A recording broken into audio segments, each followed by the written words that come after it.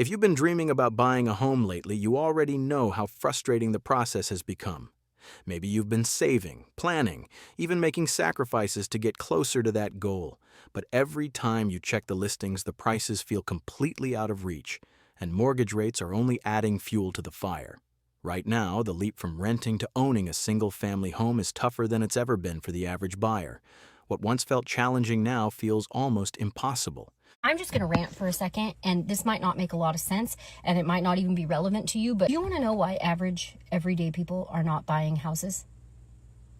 Average, everyday people. It's not interest rates. I know interest rates aren't great. They suck. It sucks, okay? But the bottom line is that argument's just not doing it for me anymore. The reason why average, everyday people are not buying houses is because they don't want you to. They being the lenders. They make it literally impossible to get a house to close. Almost as if they don't want to take your money, okay? And I know it's different from lender to lender, all right? But my biggest issue right now with this entire process is, well, where did that money come from? None of your freaking business. All you need to know is that I have it. Where did this 5 cents come from? And where did you get that $500? None of your freaking business. None of your freaking business. All you need to know is that the money is there in my account, ready for you to take it. Take it. Okay, all right. Okay, not to be a negative Nelly, but what the actual is going on with housing prices? I live in Charlottesville, and there are shithole ranchers that haven't been touched since the 1970s that are 1.4 million. Make it make sense. Make it make sense. I just saw a guy on here, lives in Texas. Him and his wife just got pre-approved for a mortgage. The mortgage in question, about $450. The monthly payment on said mortgage, it was close to $5,000. He said they both make good money. They both have great credit. But after all of the PMI, taxes, everything that goes into the mortgage payment monthly, $5,000 on a $450,000 home. And I bet, he didn't say this, but I bet that home wasn't anything great. I hate to say that, but it probably was like a little 3-bedroom ranch. Nothing wrong with the 3-bedroom ranch. I'd be thrilled with it. But in my mind, if I'm paying $5,000 a month on something, I want a McMansion. I want to feel that $5,000. I want to relax in that $5,000. I want to not have a worry in the world. Everything is perfect.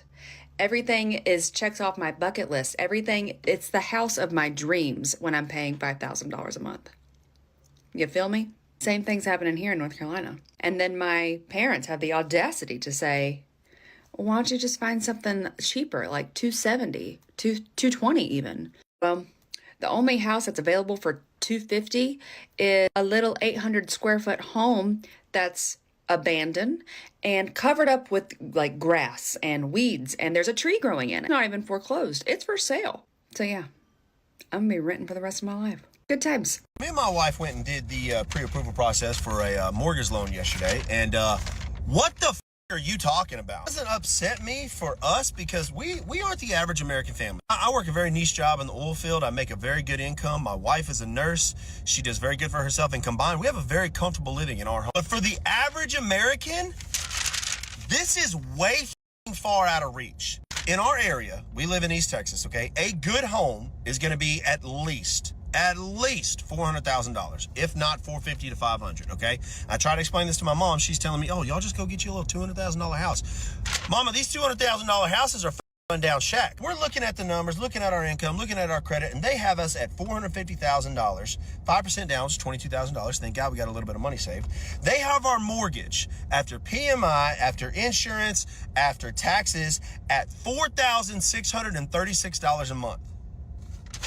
What the are you talking about, okay? And the thing is, we could afford it.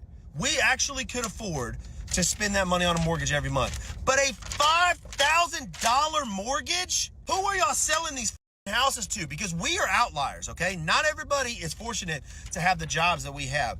What about the regular families that bring in combined $100,000 a year? They will never qualify for this. What the is like? So my husband and I viewed this beautiful house, beautiful property, amazing view, pretty secluded. The only thing is that the house was built in 1945, so we were kind of, worried about that. Anyway, by the way, we're done house hunting. We're just going to stick to an apartment for the meantime. And put in an offer at the asking price. We are not getting into bidding wars. Like, we're not doing that. And we have a pretty good idea. Like, we don't get emotional. And we know what we're willing to spend, and we will stop at that.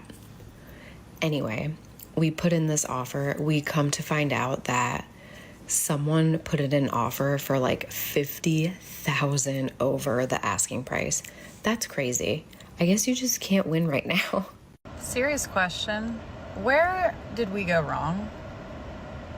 And when I say that, I mean, like, am I missing something? Because I'm just thinking about this because I just passed this giant house being built in around like our hometown, and there's constantly new houses and new buildings going up and shit, and I just want to know, how the are people affording this? Like, where did I go wrong? My husband and I have college degrees. We both have full-time jobs. Now we have student loan debt. But like, am I, like, seriously, are these all doctors? Like, what are they doing? What do you guys do for work? How are you affording these ginormous houses? One, in this economy, and two, just in general. Like, what am I, somebody tell me, what, if you built a new house this year, what are you making a year? And how much did it cost you? Are you just in a shitload of debt and like you just don't care? Is that what we're gonna have to do eventually? My husband and I are renting our house right now. We sold our house last May, so over a year ago, and we're renting because rent was cheaper than our mortgage, which was like a miracle. That's unheard of, but we found a place that we can rent super cheap. Tell me, if you built a house last year or this year or are building a house, how much is it costing you? What do you do for work? Do you have student loans? I need to know, because I feel like I'm missing something. So what home builders are doing is they're artificially buying down the interest rates for the home buyers for their new builds. That's how people are getting into these big, new, beautiful homes. And trust me, I've thought the same thing. I've thought, who are the people that are buying these homes, and why are there so many of these homes being built?